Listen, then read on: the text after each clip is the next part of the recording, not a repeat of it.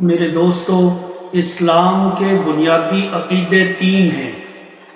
پہلا عقیدہ عقیدہ توحید، دوسرا عقیدہ عقیدہ رسالت، تیسرا عقیدہ عقیدہ قیامت یا آخرت۔ یہ تین عقیدے ہیں۔ عقیدہ توحید کیا ہے؟ کہ اللہ کی ذات، اس کی صفات اور اس کی عبادات میں کسی کو شریک نہ کرنا، اور اس کی ذات سے متعلق چیزوں پر ایمان رکھنا اور ان کو ماننا، یہ عقیدہ توحید ہے۔ عقیدہ رسالت کیا ہے؟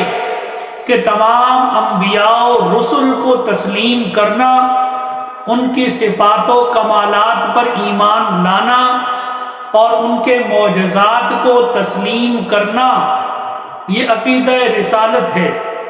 عقیدہ قیامت یا آخرت، کہ اس دنیا سے مرنے کے بعد زندگی، اس دنیا سے مرنے کے بعد کی زندگی، قبر، حشر، میزان اور آخرت کی نجات تک کے تمام مدارج، یعنی جن منزلوں سے انسان نے گزرنا ہے ان پر ایمان رکھنا، یہ عقیدہ قیامت یا آخرت کہا جاتا ہے۔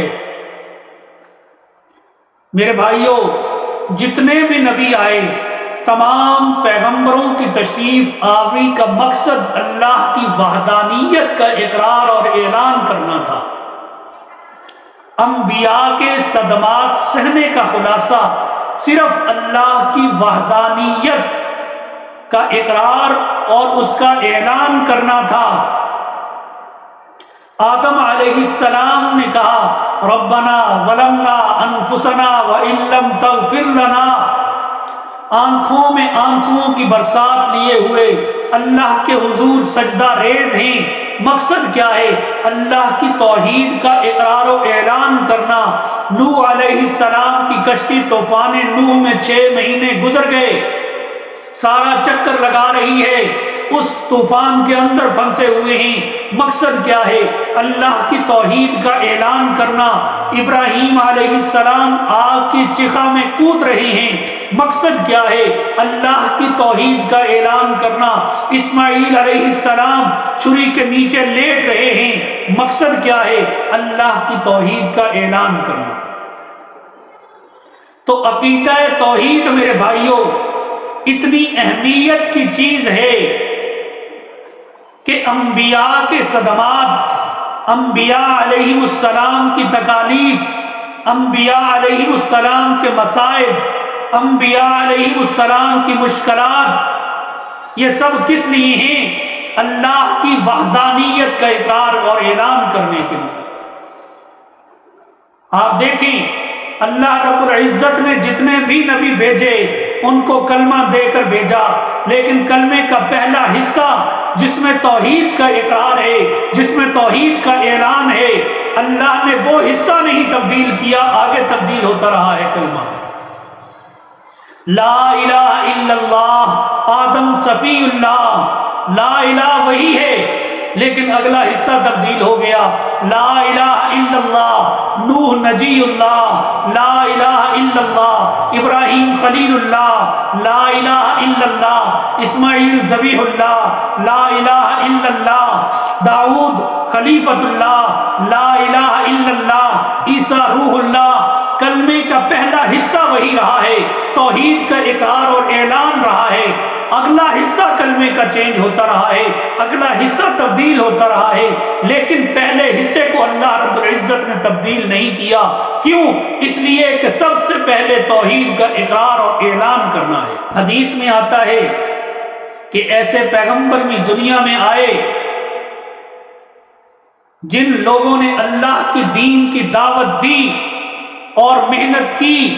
حضور صلی اللہ علیہ وسلم نے فرمایا کہ قیامت کے دن جو اللہ کے دربار میں پیغمبر اٹھیں گے، ان میں ایسے پیغمبر بھی کھڑے ہوں گے، ان میں ایسے پیغمبر بھی کھڑے ہوں گے کہ ان کو اتنی مشکلات دی گئی ہوں گی۔ ایک نبی ہوگا، ایک امتی ہوگا، ایک نبی ہوگا، 2 امتی ہوں گے۔ ایک نبی ہوگا 4 امتی ہوں گے، ایک نبی ہوگا 8 امتی ہوں گے، اور بعض تو ایسے اٹھیں گے کہ نبی ایک ہی ہوگا، امتی کوئی نہیں ہوگا، توحید کو ماننے والا کوئی نہیں، ان پہ ایمان لانے والا کوئی نہیں تھا، ان کا امتی کوئی نہیں۔ وہ اعلان کرتے رہے، اللہ کی توحید بیان کرتے رہے، تکلیفیں اٹھاتے رہے، مشکلات برداشت کرتے رہے، مصائب برداشت کرتے رہے، لیکن ان کو کسی نے مانا نہیں، ان پہ کوئی ایمان نہیں لایا، لیکن وہ کمر بستہ ہو کر اللہ کی توحید کا اعلان کرتے رہے اور اپنی جان قربان کرتے رہے۔ نبیوں کو اتنی تکلیفیں دی گئیں، اتنی تکلیفیں دی گئی نبیوں کو، حدیث میں آتا ہے حضور علیہ السلام نے فرمایا کہ مجھ سے پہلے انبیاء کو اتنی تکلیفیں دی گئیں کہ ان کے جسموں سے کپڑے اتار کر لوہے کی کنگھیوں کو گرم کر کے ان کے جسموں کو چھیتا گیا، لیکن انہوں نے اللہ کی توحید کا اقرار اور اعلان کرنے سے وہ رکے نہیں، وہ اعلان کرتے رہے۔ یہ تمام واقعات قرآن میں بھی آتی ہیں، یقتلون النبیین بغیر حق، ان لوگوں نے نبیوں کو ناحق قتل کیا، کس وجہ سے؟ کہ وہ توحید کا اعلان کرتے تھے، وہ توحید کا اقرار کرتے تھے، وہ لوگوں سے کہتے تھے کہ مانو اللہ ایک ہے، اس کے سوا کوئی الہ نہیں ہے۔ اور ان تمام انبیاء کی تکلیفیں ایک طرف، ان تمام انبیاء کے مصائب ایک طرف، ان تمام انبیاء کی مشکلات ایک طرف، لیکن میرے محبوب صلی اللہ علیہ وسلم، آمنہ کے در یتیم، عبداللہ کے لخت جگر، محمد مصطفیٰ احمد مجتبیٰ صلی اللہ علیہ وسلم کی تکالیف ایک طرف۔ آپ کو جو تکلیفیں دی گئیں وہ سب نبیوں سے زیادہ دی گئیں۔ حضور صلی اللہ علیہ وسلم نے جب تک توحید کا اعلان نہیں کیا تھا، اس وقت تک لوگ آپ کو صادق کہتے تھے، آپ کو امین کہتے تھے، آپ کو دیانتدار کہتے تھے، اپنی امانتیں آپ کے پاس رکھوایا کرتے تھے، لیکن جیسے ہی اللہ کے نبی صلی اللہ علیہ وسلم نے توحید کا اعلان کیا، وہی لوگ جو آپ کو صادق کہتے تھے، وہی لوگ جو آپ کو امین کہتے تھے، وہی لوگ جو آپ کو دیانتدار کہتے تھے، انہی لوگوں نے کہنا شروع کر دیا کہ یہ تو ساحر ہے، یہ مجنون ہے، یہ دیوانہ ہے۔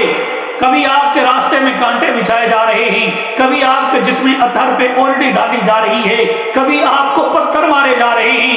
یہ تمام صدمات، تمام مصائب، تمام تکلیفیں برداشت کی اللہ کے نبی صلی اللہ علیہ وسلم نے، لیکن توحید کا اقرار و اعلان کرتے رہے۔ میرے محترم دوستو، اللہ کے نبی صلی اللہ علیہ وسلم کو کون سی ایسی تکلیف ہے جو آپ کو نہیں پہنچائی گئی؟ آپ نے سب تکلیفیں برداشت کی ہیں۔ شیب ابی طالب میں حضور علیہ السلام کو ڈال دیا گیا، 3 سال تک آپ شیب ابی طالب میں قید رہے۔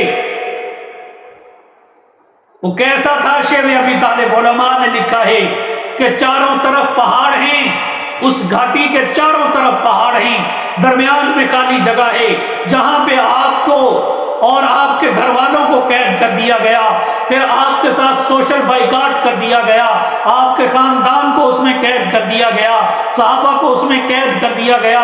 وہ ایسی گھاٹی ہے، چاروں طرف پہاڑ ہی پہاڑ ہیں، جہاں نہ کوئی درخت ہے، نہ کوئی سبزہ ہے، جہاں پہ کچھ بھی نہیں ہے۔ دن اور رات سب آپ چٹیل میدان میں بیٹھے ہوئے ہیں، نہ رات کی سردی سے بچنے کے لیے کچھ ہے، نہ دن کی گرمی سے بچنے کے لیے کوئی سما ہے، وہاں پہ صرف میدان ہے جہاں آپ بیٹھے ہیں۔ وہاں اللہ کے نبی اور آپ کے گھر والے، صحابہ کرام اور آپ کے خاندان کو وہاں پہ قید کر دیا گیا۔ 3 سال اللہ کے نبی صلی اللہ علیہ وسلم نے اس شیب ابی طالب میں گزارے، سوشل بائیکاٹ کر دیا۔ مکہ والوں نے تحریر لکھ کر خانہ کعبہ کے اندر لٹکا دی کہ ان سے کسی قسم کا کوئی انسان تعلق نہیں رکھے گا، کوئی چیز باہر سے اندر نہیں جا سکتی۔ نہ کھانے کی کوئی چیز، نہ پینے کی کوئی چیز۔ وہ اتنے مشکل دن اللہ کے پیغمبر اور آپ کے صحابہ اور گھر والوں نے وہاں پہ گزارے کہ میں اور آپ اس کا تصور نہیں کر سکتے۔ 3 سال تک وہاں گزارا کیا اللہ کے نبی نے۔ میرے محترم دوستو، صحابہ کہتے ہیں کہ ہم جب اس گھاٹی میں تھے تو ہم نے وہاں پہ کیا کچھ برداشت نہیں کیا۔ ماؤں کی چھاتیوں سے دودھ خشک ہو گیا، بچے پیاس سے ہلکان ہوتے تھے۔ جب ہمیں، صحابہ کہتی ہیں، جب ہمیں بھوک لگتی، کھانے کو کچھ نہیں ہوتا تھا، ہم چمڑے کو منہ میں چباتے، اپنے جوتوں کے چمڑے کو منہ میں چباتے، اس سے جو لعاب بنتا تھا وہ لعاب ہم پی کر گزارا کر لیتے تھے۔ دیکھیں کیسے اللہ کے نبی صلی اللہ علیہ وسلم نے اس توحید کے لیے تکلیفیں برداشت کی ہیں۔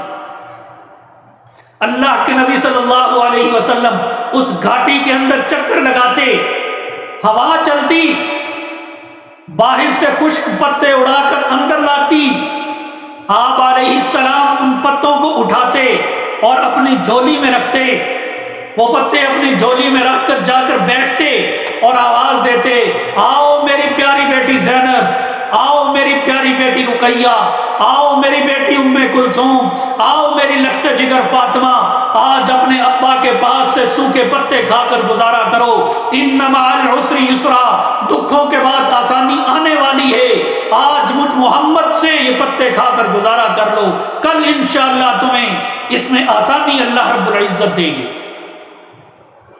کیسی کیسی تکلیفیں برداشت کی اللہ کے نبی علیہ السلام نے۔